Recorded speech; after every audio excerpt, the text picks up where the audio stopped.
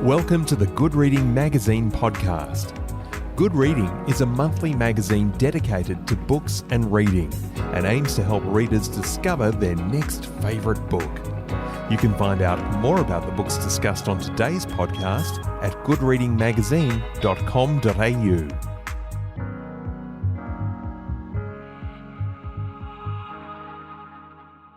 Erna Walraven has worked as a kennel maid, zookeeper, petrol pump attendant, waitress, aged care worker, farmhand, conveyancing clerk, debt collector and dog washer. Erna eventually settled for zoology and spent 2 decades as senior curator at Taronga Zoo, where she was responsible for the care of some 400 wild animal species. Today I'm talking to Erna Walraven about her memoir, Hear Me Roar. Erna, welcome to the Good Reading Podcast. Well, thank you very much. Nice to be here. It's 1983, and you walked through the gates of Taronga Zoo with the ambition of securing a position as zookeeper. What were your first impressions of the place and of the people? Look, the place just impressed me so much. I'd been dreaming of getting a job there for a couple of years by then. I'd done some courses in TAFE in zookeeping and vet nursing, and I really wanted to be a junior zookeeper, one of the first female zookeepers in Australia. The junior was a bit of a joke because I was 31 when I finally got my first job there. So, but the lowest of the low-ranking keepers and a foreigner to boot. Look, it was interesting because it was an interview. I went for an interview, and the general curator had to race home apparently because he thought he'd left the gas on. So I was welcomed by the head keeper and his assistant. And they walked me down to the commissary. So that's where all the food for the animals comes in and is, distributed then to all the different animal departments. And there was a big loading dock. And there were Hessian bags waiting for me. And they were like kangaroo kibble kind of stuff. There were 50-kilo bags. And there was the let us see you lift that up there, girly, kind of attitude. And they exchanged some amused glances. And of course I did. There was no way those bags weren't going to go up on the loading dock. I think they seemed a little disappointed when I could do that. And they peppered me with questions like, oh, do you think this is going to be a glamorous job, do you? And how do you feel about taking a man's job? And then once the general curator came back, we went into an interview room, and the questions were more along the lines of a normal interview. So I didn't get that job. Someone else got that. But the general curator rang me a few weeks later and offered me a temporary job. So that's how I got in, through the back door, really. That temporary job extended and eventually became a full-time position, and I stayed for 32 years.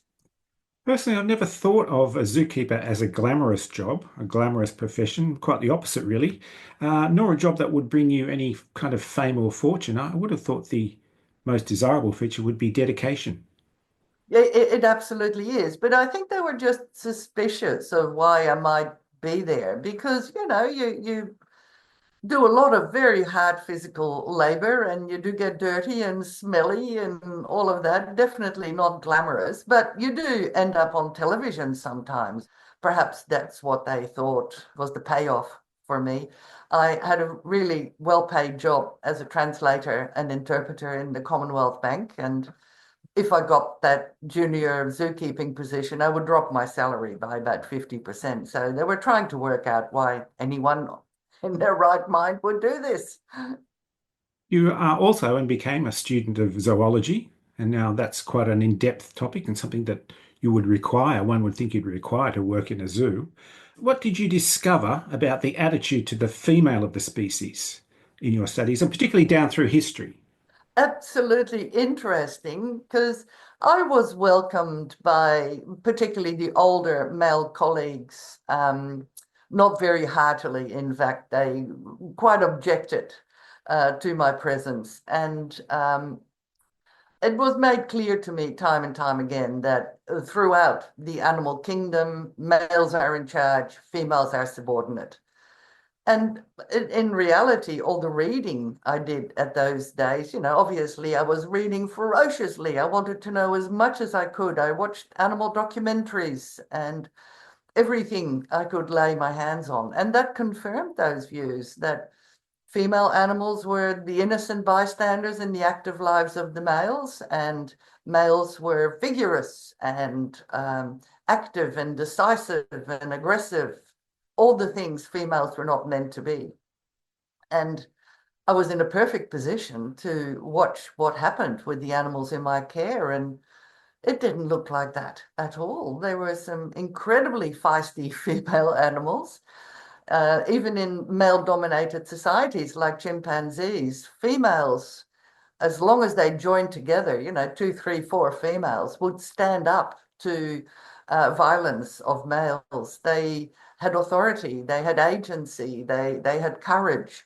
And that was the case in multiple species. Meerkats, so interesting that they're a matriarchal society. Female meerkats are known to be the most murderous species on the planet. I mean, they will kill their own offspring, they will kill their mothers, their aunties. If she has the temerity to reproduce, because the alpha female is the only one allowed to do that, she will kill the babies of her daughters even. And those daughters then get employed to be the wet nurses for the offspring of the alpha. So they weren't quiet, retiring, subjecting themselves to the authority of a male.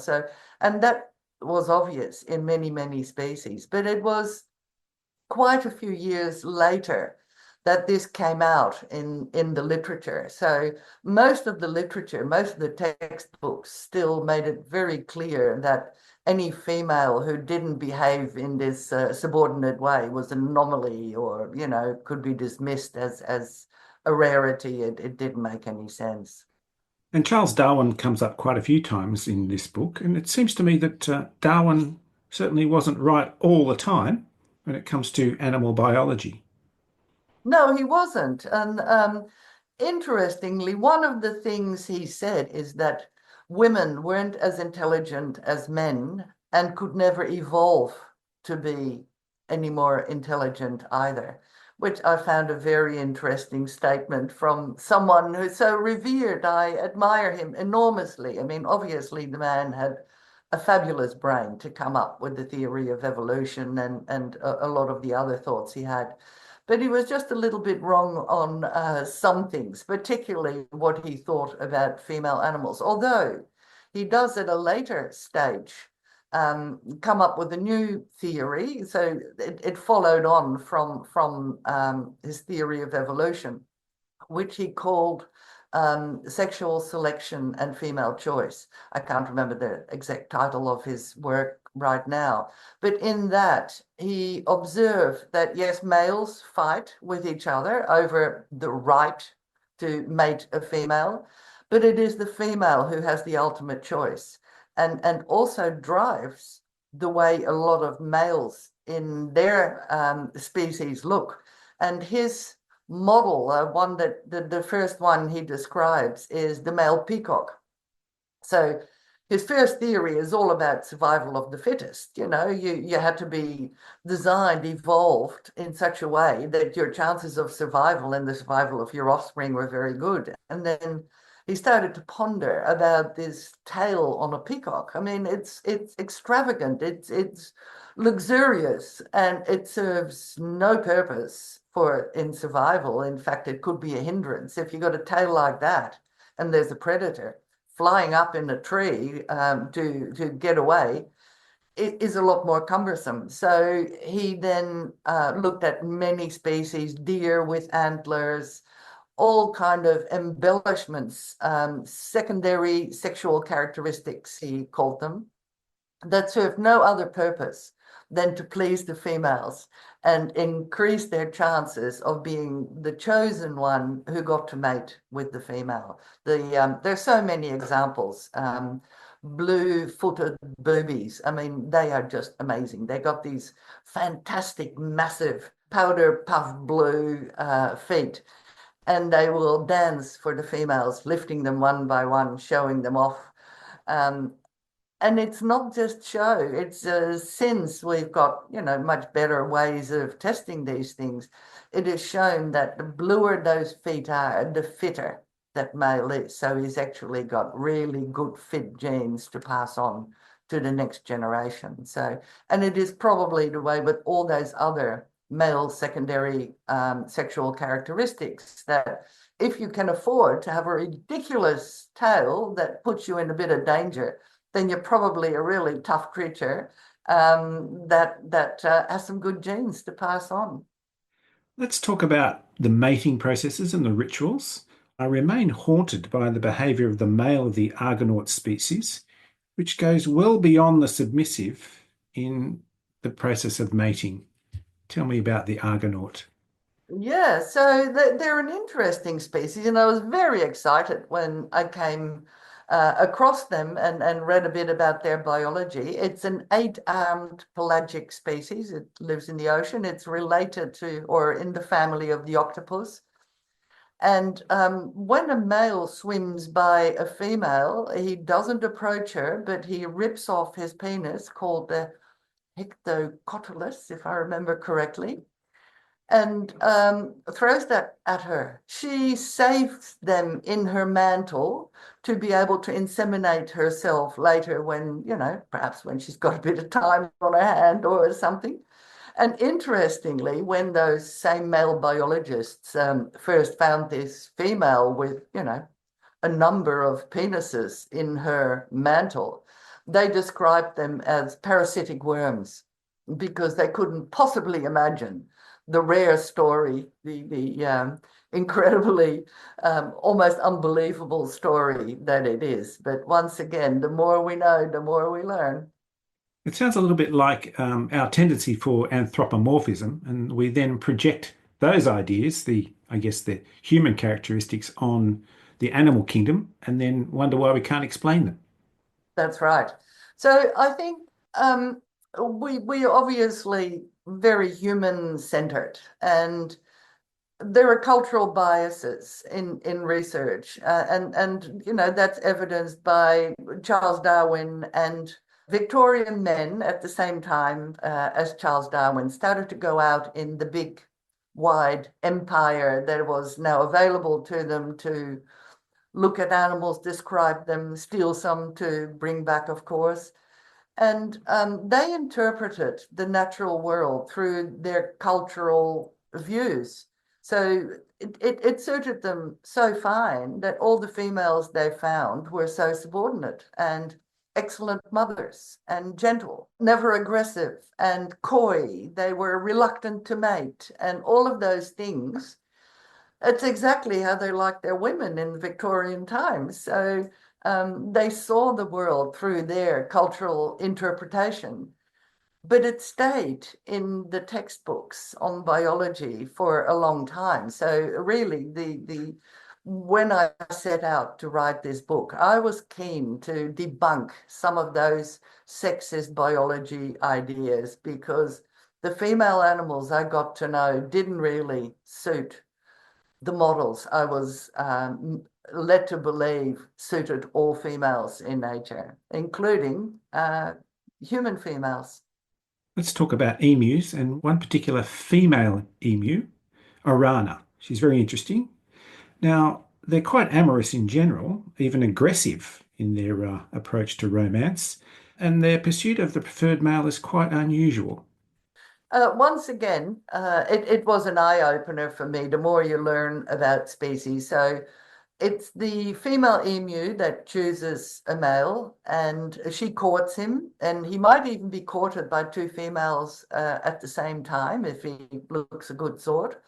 And she does that by strutting around him and fluffing up her neck feathers and making these beautiful booming sounds coming from the throat. And if he likes her too, they approach each other and they rub their chests together, and from one thing leads another, as we know, and next thing we know, she'll be laying some eggs. And as soon as she lays the eggs, she's off, and he is there to look after the incubation and later the rearing of the offspring while she's off finding more males and having more sex.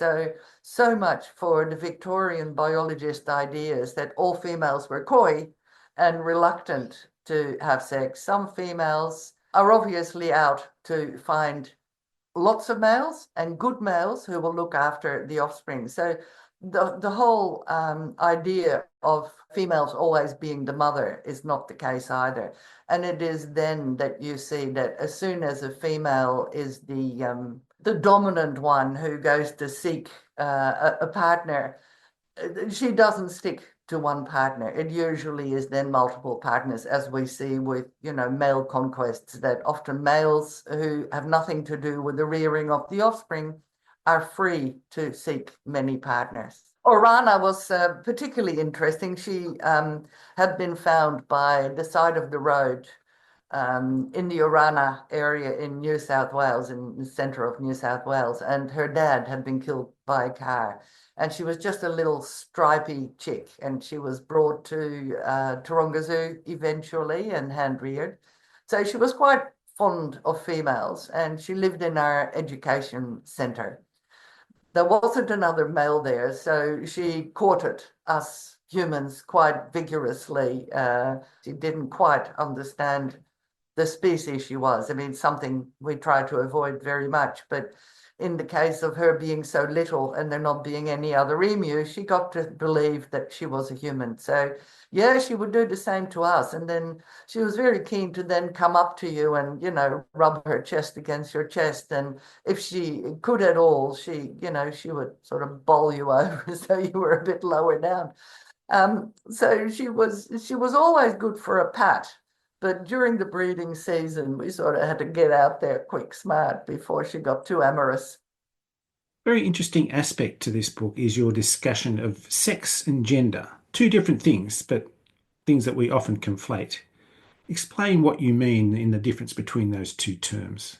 The two terms are confusing, and I think the word gender probably gets bandied about as much as it does because the word sex is confusing. It refers to two very different things: our biological sex, whether we're male or female, and also the act of copulation, the sex we may or may not be having. Whereas gender is completely cultural explanation of the way we are expected to be, and that's either masculine or feminine.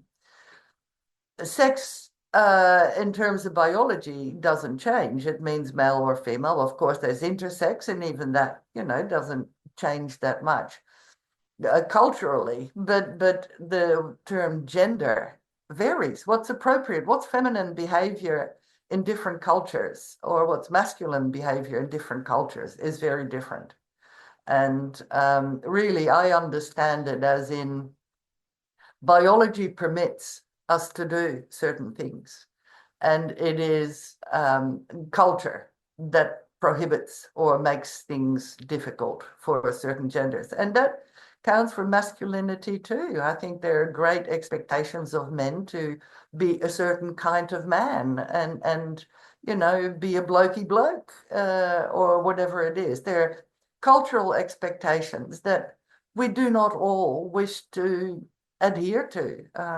We wish to have the freedom to be who we are and not have jobs ascribed as, suitable for men only or suitable for females only. It's a confusing kind of interpretation of the world to continually look at gender. And of course, we now use the word quite a lot. There's gendered behavior or gendered expectations of how we should be. But the words are confusing, I think.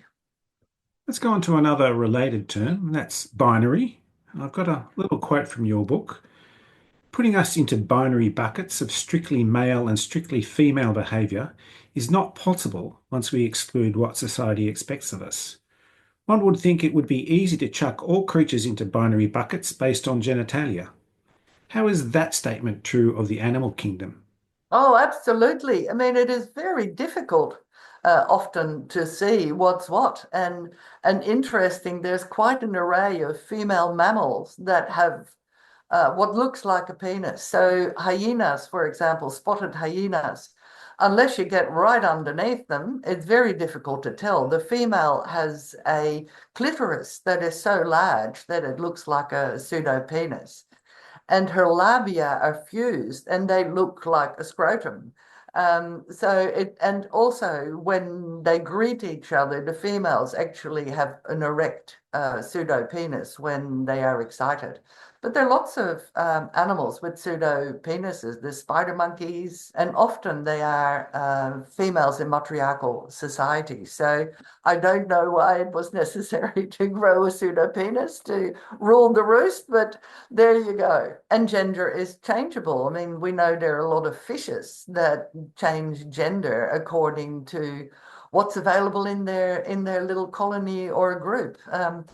Always been amused by the very famous movie about Nemo, a clownfish. So Nemo's mother goes missing and he goes looking for her. But in real life, Nemo's father would have changed into Nemo's mother. So there's a lot of sex changing going on in nature as well, where animals might start off as one sex and become another sex. It's pretty fluid out there. So I think we like clear things, us humans, yes or no's, binary boxes. And I think that perhaps is why it is difficult for some people to understand that some people do not feel either or male or female, or feel more of one gender or a sex opposite to what they were born with. But all of these happen in nature. There's nothing new about that. It's just that fortunately now we can discuss it more openly. The devil's doorbell, the happy button, the loaded lady, the jewel, the love button, the pearl, the sugar plum. That last one gives me a whole new perspective on Tchaikovsky's The Nutcracker. Of course, we're talking about the clitoris, largely ignored in the human species for quite a long time. But what about the clitoris in the animal world? Well, surprisingly, or perhaps not so surprisingly, those male Victorian biologists never looked for it. And, that too has continued through the centuries, I think. It's been ignored.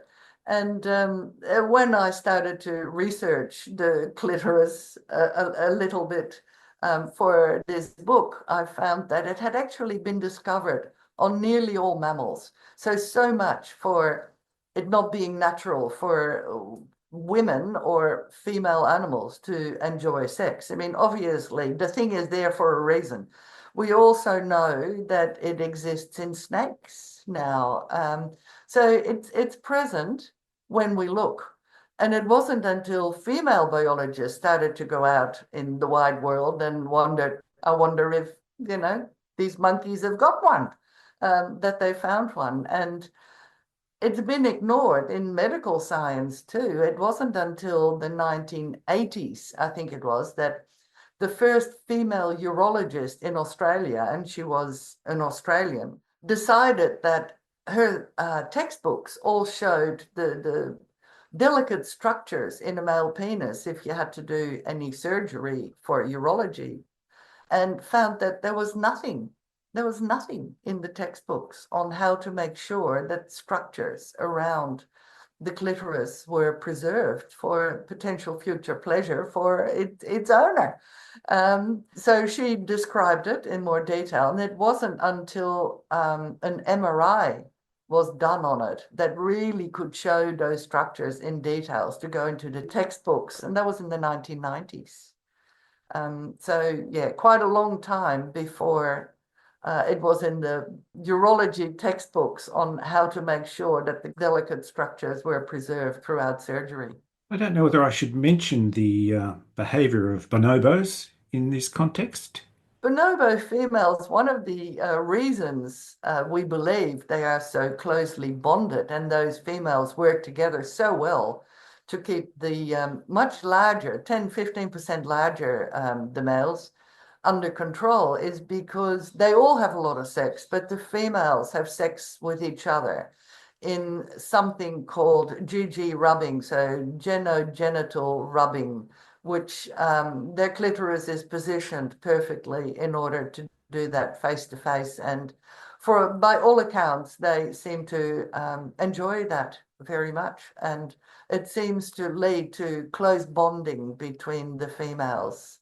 To be able to rule a female-dominated society where there's a lot more egalitarianism. If there's food, the older females make sure it is shared equally. Male chimps are very good at harassing females for sex. That is taboo in bonobo societies. The females will put him right if he puts a lot of pressure on anyone. And it seems that their enjoyment of their clitoris seems to contribute to their ability to work together very well and control any violence that may otherwise occur. Let's get back to the beginning of this book and the subject of zookeeping. How has zookeeping culture changed in the course of your career, and what's driven that change? Well, there's obviously it was early 80s, so some 40 odd years ago now, and the world has changed, fortunately, mostly for the better. But the overt male sexist attitudes changed as soon as there were more females. I mean, I know there are a lot of political parties and perhaps also important boards that do not believe that quotas with having equal ratio of men and women on boards or in workplaces is important. But it very much showed that when my life changed a lot by having more female zookeepers employed. I mean, before that, the sexual innuendo was just rife. There were girly calendars everywhere. There was bum pinching and slapping. There was, all of that. As soon as there were more females, we too bonded together. Perhaps I should add, without the bonobo methods for that, entirely platonic, but we did bond together. And if there was particularly heavy lifting or catching dangerous animals, we would do it together. We would help each other. And over time, it became a lot more normal for, men and women to see each other as workmates and helped each other. But it took the brave decision of the zoo management at the time to slowly start adding more women to the workplace. This book also made me ponder the very term we use to describe the animal world, the animal kingdom, and more than once I think you used the word queendom. Well, why not? I mean, how did we end up with a kingdom? It's a bit of gendered language right there, I think. So could easily have been queendom, couldn't it? But yeah, that's not how we describe it, but maybe we can change it. Erna, it's been a great pleasure to talk to you, and thank you for joining me on the Good Reading Podcast. Well, thank you for your interest. I've enjoyed chatting to you too. Thank you. I've been talking to Erna Walraven about her memoir, Hear Me Roar. It's published by Affirm Press, and you can find it at goodreadingmagazine.com.au. My name's Greg Dobbs, and thanks for listening. Subscribe to Good Reading print and online magazine at goodreadingmagazine.com.au.